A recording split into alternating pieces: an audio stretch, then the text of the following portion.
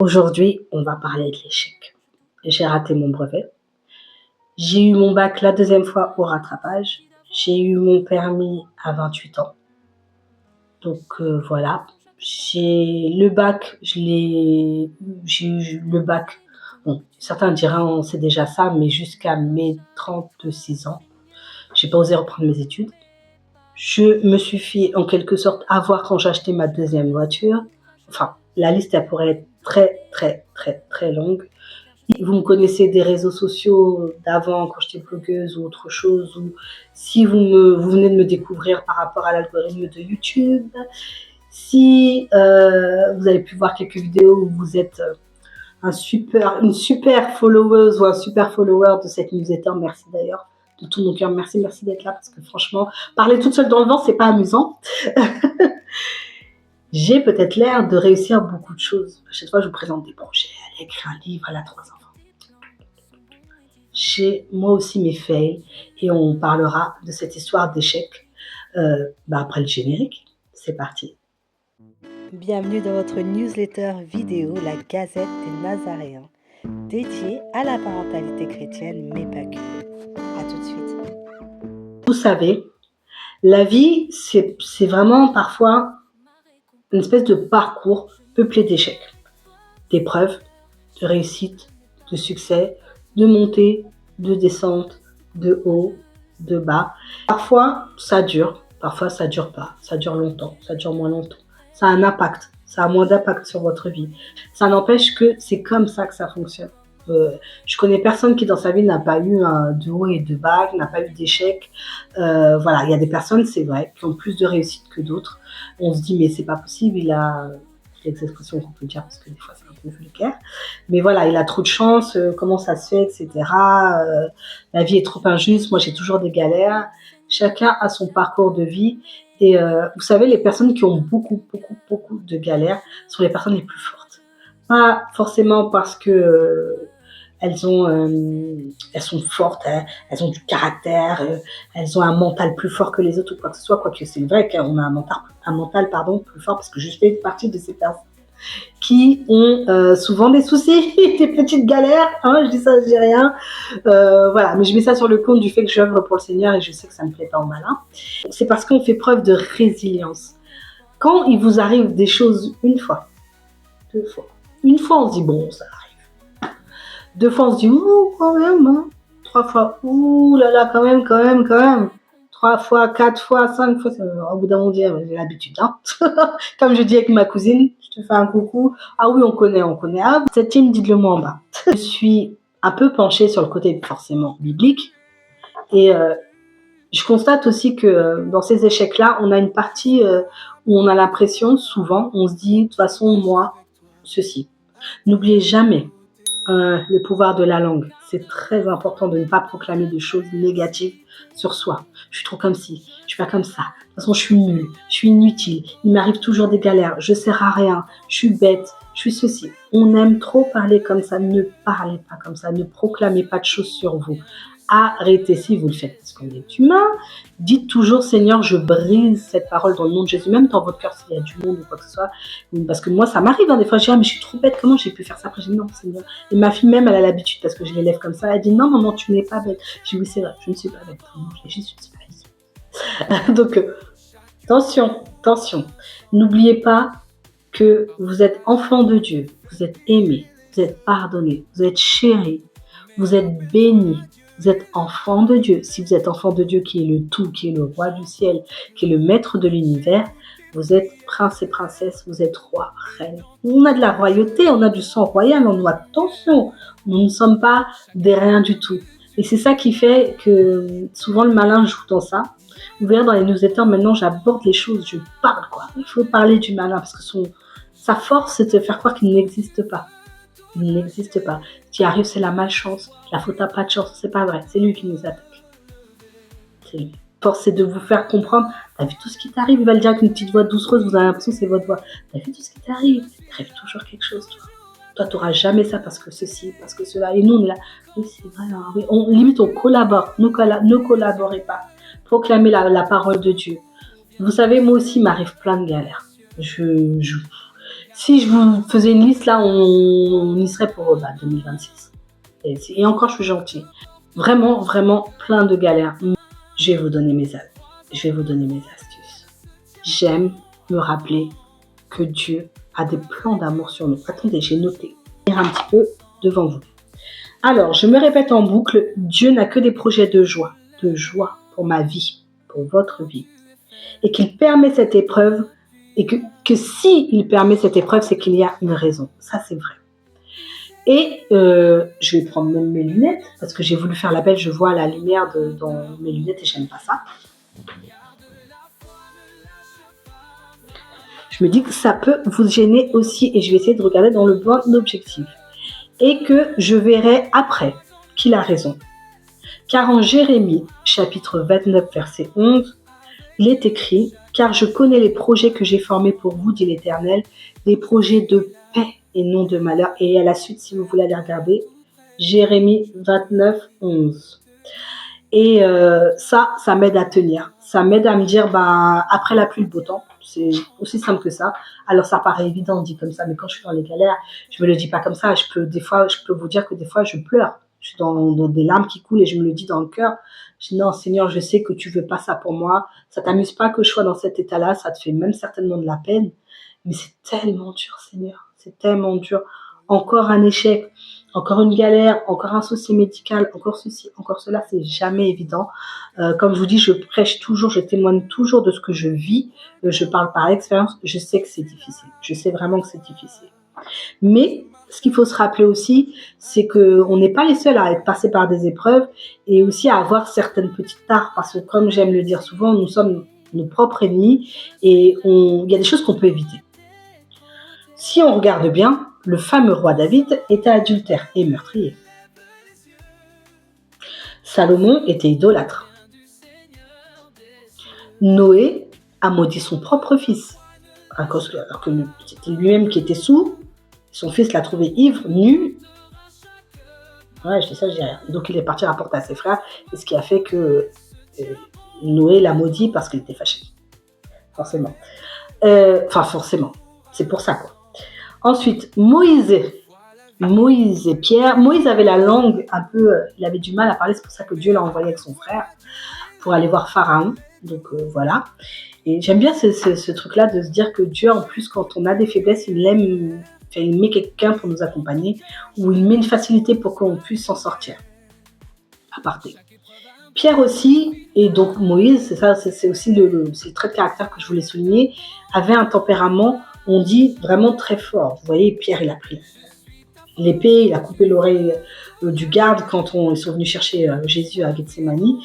Donc, c'est pas rien. Faut avoir quand même un sacré tempérament de feu pour faire ça. Ensuite, on voit aussi Moïse qui s'emporte avec les tables et je pense que j'aurais été capable de faire ça complètement. Et ça lui a coûté quand même le pays où coule le lait et le miel, comme on dit dans la Bible. Il n'est pas entré dans la terre promise. C'est pas rien pour une crise, en fait, pour un énervement. Donc, dans toute cette histoire de comment faire face aux échecs et parler de situation d'échec en tant que chrétien, je crois qu'on a aussi un comportement à avoir et c'est ce qui va faire mon deuxième point pour vous aider, parce que le premier point, c'est de se rappeler de la promesse de Dieu, ce que je n'ai pas dit. Et le deuxième, c'est vraiment de se rappeler aussi de ce que Dieu a fait pour nous et de ne pas oublier, oui, là je suis tombée, oui, là j'ai pas eu ce que je voulais, là ça n'a pas fonctionné, mais et toutes les fois où ça a fonctionné en fait, ou toutes les fois où Dieu m'a donné ce que je voulais, qu'est-ce que j'ai fait? Est-ce que j'ai remercié déjà? Est-ce que je me suis contentée? Est-ce que j'ai dit au Seigneur, waouh, tu es grand. Je pensais pas que tu allais me donner ça, je pensais pas que j'allais y arriver et pourtant. Et c'est très important. Cultiver la gratitude. De toute façon, vous me connaissez, j'ai l'habitude de vous parler de ça. J'en ai fait une newsletter, écrite de mémoire. Je crois que j'en ai fait peut-être un podcast. Donc voilà. Mon troisième point, c'est aussi de se rappeler que Dieu est fidèle. Dieu est fidèle. Pourquoi? Vous vous rappelez de Job? De Job, c'est pas Job. Pardon? Oui, on a changé de plan. Un jour, j'étais dans une phase d'épreuve, mais vraiment forte. Et j'avais son prénom qui venait dans ma tête, Job, Job, je sais pas pourquoi je pense à Job comme ça, pourquoi j'ai ça. Et j'entends, rappelle-toi Job, rappelle-toi Job. L'histoire d'un homme qui avait tout, frères et sœurs, tout ce qu'on peut avoir. Il avait les terrains, il avait tous les animaux, là, les bétails. Il avait on nous dit dans la Bible que ces filles étaient les plus belles qu'on ait jamais vues. De belles filles, une épouse, des fils, la prospérité, etc. Et Dieu a dit à Satan, tu as vu mon fils? En plus, il priait, il louait Dieu, c'était vraiment un adorateur de Dieu, il marchait dans la voie de Dieu. Et le diable a dit, c'est normal, il a tout, enlève-lui tout ça, donne-lui la maladie, tu vas voir. Enlève-lui tout, on va voir s'il va prier Dieu, s'il va être reconnaissant, puisque quand il sera, entre guillemets, excusez-moi, frère et sœur du terme, dans le caca. Allez. Le Seigneur a dit, je te donne le droit de l'éprouver. Mais attention, tu ne tues pas. Tu peux l'éprouver. Vous voyez, vous vous rappelez ce que je vous disais au début, Dieu permet les épreuves, mais jamais quelque chose qu'on ne peut pas apporter, et jamais pour nous tuer, pour nous mettre à terre. Et il y a toujours, entre guillemets, toujours, je sais que c'est... Non, je vous dis entre guillemets parce que je veux minimiser le truc. Non, il y a toujours une raison qu'on verra peut-être plus tard, qu'on verra peut-être pas plus tard, qu'on saura pas plus tard, quand je dis plus tard, après, dans l'autre vie. Mais il y a toujours quelque chose. Souvent, moi, je me dis, peut-être que tu me protèges de quelque chose. Moi, je veux absolument ça, ou que ça se passe comme ça, et peut-être que tu me protèges de quelque chose et je ne me rends pas compte. Et je lui demande pardon. Limite, je dis, excuse-moi, mais c'est trop. Et je suis toujours franche avec Dieu, je dis, mais là, c'est dur. Revenons à Job. Et pour Job, donc, c'est parti pour la galère, et la souffrance, et l'indicible, la mort de ses enfants, la maladie, son bétail était brûlé, ses maisons brûlées, enfin, tout ce qu'il avait, il n'avait plus rien. Et même sa femme qui était là, quand tout a été annoncé, etc., a fini par partir en disant, mais comment tu pries encore un Dieu qui te met dans un état pareil, tu as des boursouflures, des boutons, tu es par terre, tu passes tes jours et tes nuits à souffrir, et tu pries encore Dieu. Vous voyez la foi de Job. Et j'aime me rappeler de lui parce que, vous savez quoi, il a souffert tout ça, il a tout perdu, tout. Je ne sais pas si vous imaginez perdre ses enfants, tous ses enfants, enfin, c'est horrible. Les biens encore, ça, on peut se les refaire, le bétail, ça, voilà. Mais ses enfants et l'épouse à qui on a juré fidélité, séparation, jusqu'à ce que mort nous sépare, etc., qui s'en va, c'est dur. Et souffrir comme ça, jour et nuit dans sa chair pour avoir des crises au niveau de maturité, je peux vous dire que c'est très difficile. Je pense que les personnes qui, elles aussi, souffrent de maladies chroniques ne me contrediront pas. Ce que l'Esprit Saint ou mon ange voulait m'expliquer, c'est qu'après cette prière-là, il a eu tout au centuple. Plus d'enfants, une magnifique femme, fidèle, qui croyait en Dieu, des propriétés, tout ce qu'il avait perdu, Dieu lui a donné au centuple pour sa fidélité. Donc, oui, on a des combats, oui, c'est difficile, restez fidèle à Dieu. Peut-être que derrière, vous voyez que ce, entre guillemets, petit problème là devant vous, c'est pas possible, je m'en sortirai pas, machin, et après, derrière, quand vous voyez le reste qui arrive, vous dites, ouais, c'était pour ça alors. Et même si vous ne voyez pas, je suis persuadée que derrière Dieu vous bénit, même si on n'y fait pas attention. Même j'ai envie de vous dire, prenez le passage de Job dans la Bible et lisez-le quand ça ne va vraiment pas. Et vous verrez la gloire de Dieu. On passe au point suivant. Je vous ai écrit, j'essaie de m'examiner. C'est bizarre, on parle d'échecs et tout ça, de galères, et moi je vous dis, j'essaie de m'examiner. Je me confesse, ça aide beaucoup. Et je cherche à voir les échecs comme une bénédiction, ça on l'a dit, ou un moyen de grandir. Bien sûr, à travers l'échec, vous allez grandir, à travers la souffrance, vous allez grandir. Comme je crois que c'est Nelson Mandela qui disait, quand je perds pas en fait, j'apprends. Effectivement, on apprend de ses erreurs, on apprend de ce qu'on fait. Je peux vous assurer que quand vous êtes tombé 2-3 fois dans un piège ou quand vous êtes petit, vous tombez sur les genoux, etc. Vous avez compris que si vous marchez trop vite, vous allez tomber. Alors vous allez un peu plus doucement, vous faites un pas après l'autre et puis après vous apprenez à marcher correctement. C'est exactement ce qu'on peut se dire avec l'échec. Dites-vous, ok, j'ai loupé ça, je l'ai raté, ce concours-là, je l'ai raté. Mais qu'est-ce que j'ai fait de mal? Ok, oui, il fallait faire ça. Ok, la prochaine fois, je vais avoir le concours et je l'aurai encore bien. Parce que oui, j'ai oublié de vous dire, Quand je vous ai parlé de mes réussites au concours, je l'avais raté deux fois, excusez-moi, 2 ou 3 fois avant. Le temps de Dieu, tout ça, l'échec. Je vous ai écrit aussi.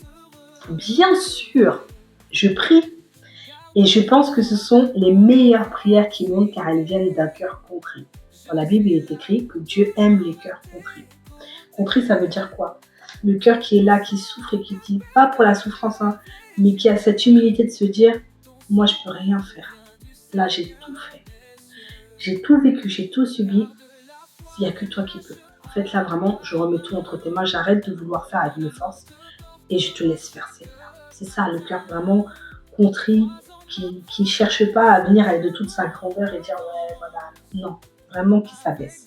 Et il y a aussi ce point de, je parle, je me confie, ne restez pas avec une souffrance comme ça qui dort dans votre cœur, déjà parce que Dieu, le malin, va travailler cette souffrance, travailler vous, comme on dit chez moi, fougonner, c'est-à-dire fouiller ça et vraiment essayer de vous faire avoir une dépression, faire grandir le truc, voilà, vous faire voir cet échec ou cette souffrance comme quelque chose de vraiment énorme, alors qu'en vérité, je vous assure, c'est tout petit. Dieu peut tout, Dieu peut tout. Donc parlez, plus vous parlez, ce qui est dit ne reste pas dans le secret du cœur et n'est pas utilisé par le malin pour vous faire du mal. La confession, je voulais refaire un point là-dessus parce que c'est tellement important, frères et sœurs. J'ai une sœur qui m'a dit, oui, mais toi, tu vas toujours te confesser, t'en as des péchés. Non, ça n'a rien à voir en fait. Ça n'a rien à voir avec l'histoire de péché. C'est que moi, j'ai compris, par la grâce de Dieu, parce que c'est pas moi, mon cerveau de super madame intelligente, que la confession, c'est une grâce. J'explique beaucoup aux gens qui sont autour de moi, et notamment à cette femme, sur Terre, dites-vous, c'est full confession. Vous avez vraiment tout de votre côté pour pouvoir demander pardon à Dieu. Une fois qu'on sera les 2 pieds devant, allongés, et qu'on sera devant notre Père du ciel, c'est fini. C'est un Dieu de justice. Il vous aime, hein, mais c'est un Dieu de justice. Ça veut dire quand je dis à ma fille une fois, arrête de faire ça, 2 fois, arrête de faire ça, 3 fois, arrête de faire ça. La 4e fois, quand elle le fait et que je sévis, je la punis. Elle avait les 3 autres fois, frères et sœurs, pour arrêter de faire ça. On est d'accord? Pourquoi elle n'a pas arrêté? Pourquoi n'utilisez-vous pas votre carte confession? Vous avez la grâce de la confession. Tant qu'on est ici. Utilisez-la. Si je dois y aller toutes les 2 semaines, j'irai toutes les 2 semaines. Et quand j'y vais, et c'est là où je vais vous donner mes petits tips, j'en profite, on est là pour ça. Vraiment, fermez les yeux si vous ne voulez pas voir la personne qui est à côté. Si vous êtes gêné, n'allez pas voir votre prêtre, allez voir un autre prêtre dans une paroisse à côté. Quand vous allez au travail, vous pouvez vous arrêter à aller dans une église entre midi et 2. Laissez vite fait pour aller vous faire confesser, c'est important, frère et sœur. Important. On ne peut pas parler de repentir, de nouvelle vie en Christ si on n'a pas lavé sa robe de baptême. Vous savez, quand on va se baptiser, on est en blanc, c'est pas vrai. Le blanc, la pureté. Et chaque petit péché que vous faites, ça fait un petit accro. Chaque petit péché que vous faites, vous avez un trou, une brûlure, de la boue, de la crasse, du sang qui tache votre robe de baptême. Quand vous allez à la confession, le Seigneur se met vraiment, imaginez sa croix au-dessus de vous, et ce sang et l'eau de son côté qui coule sur vous, et vous voyez que le sang ne reste même pas sur votre vêtement, qu'il passe et lave et tout vous voyez, comme si c'était sale et hop, ça passe, et quand ça passe, ça descend, et au fur et à mesure que ça descend, là c'est blanc, ça devient blanc, blanc, blanc, blanc, blanc. C'est ça, la confession, la grâce de la confession. Ne vous occupez pas quand on vous dit oui, non, confessez-vous. Confessez-vous, franchement, confessez-vous. Et plus vous vous confessez, je vous dis un truc, plus vous verrez, parce qu'on se dit, mais quand est-ce que je vais confesser, pour quel péché? Vous allez voir, vous sentirez le poids du péché. Vous allez sentir que, c'est bizarre, je me sens pas bien, je sais pas. Le poids du péché. Le poids du péché. Ça, c'est vraiment une grâce que le Saint-Esprit nous donne de sentir que, et quand vous irez, moi, des fois, je note sur mon bloc-notes de téléphone, si, ça, parce qu'on oublie le temps de faire le péché et d'aller se confesser. Des fois, il y a un laps de temps noté. Donc, on continue pour les tips de confession. Fermez les yeux. Et dites, Abba, pardon. Je suis venue à tes pieds pour vraiment te demander pardon. Pardon, Père. J'ai péché devant toi. J'ai péché devant tes anges. J'ai péché devant les saints. J'ai péché devant mes frères et sœurs. Je voudrais que tu te demandes pardon pour mes péchés véniels, mes péchés capitaux. Je voudrais vraiment te demander pardon, Seigneur, pour tout ce dont je me rends pas compte et que je fais. Et surtout aussi sur ce dont je me rends compte, parce que des fois on pêche et on se rend compte de ce qu'on fait. On sait, ne me dites pas que vous ne savez pas. Vous entendez bien, non, non, non, non, et vous le faites. Ça, il faut le confesser. Voilà, surtout je sais que tu me dis non et je le fais quand même. Pardon, Père. Pardonne-moi tout ce dont je ne me rappelle pas. Je te demande vraiment pardon. Et tout ce que je ne sais pas. Je dois te demander pardon pour ça, mais je ne sais pas, je ne me rends pas compte. Toi, tu sais tout, toi, Père. Toi qui sais que je t'aime et que vraiment là, je viens avec un cœur contré, repenti. Pardonne-moi. Dites-le. Vous ne vous occupez pas de monsieur, même si ça fait très poétique ce que vous dites, ou vous avez l'impression qu'il vous regarde, mais c'est quoi ça?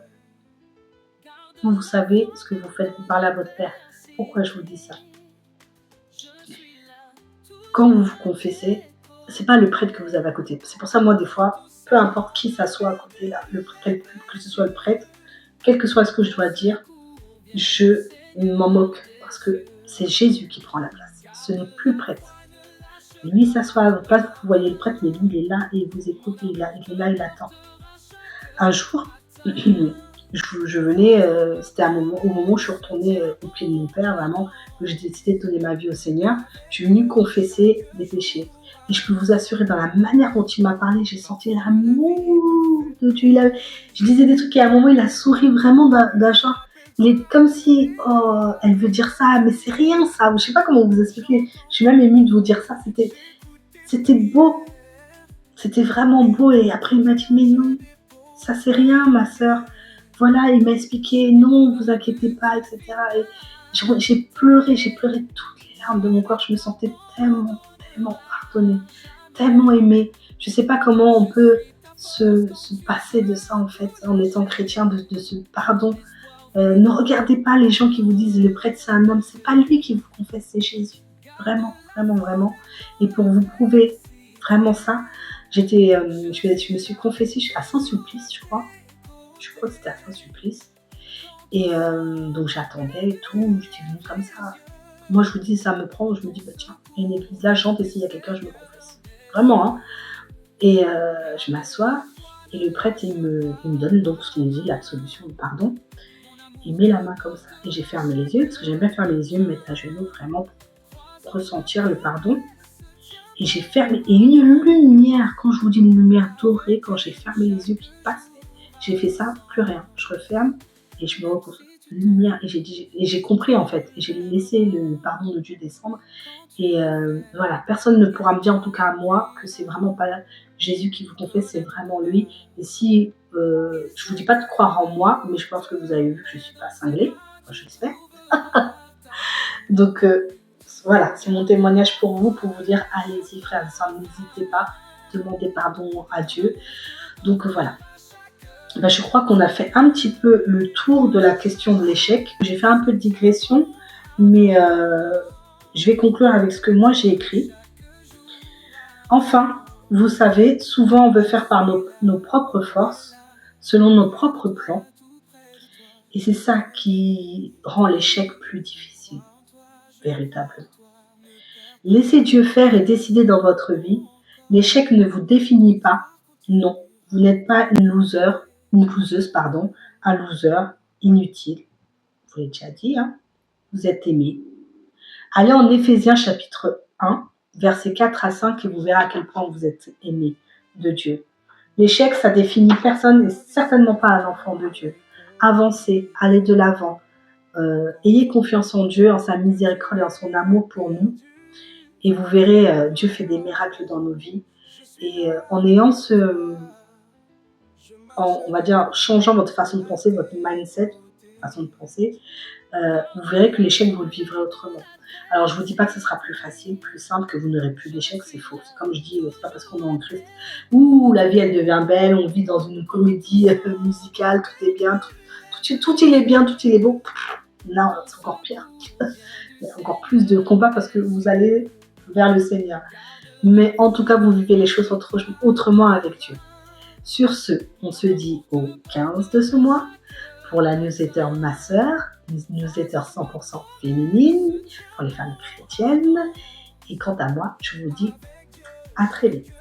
Merci d'être là. N'oubliez pas, j'oublie des fois de vous dire de liker, de commenter et de vous abonner si ce n'est pas le cas. C'est ça qui me donne la force, c'est ça aussi qui me donne un peu d'impulsion dans l'algorithme de YouTube pour être vu par d'autres personnes si vous estimez que ça peut aider d'autres personnes. Et à très vite. Et j'ai oublié une petite marguerite.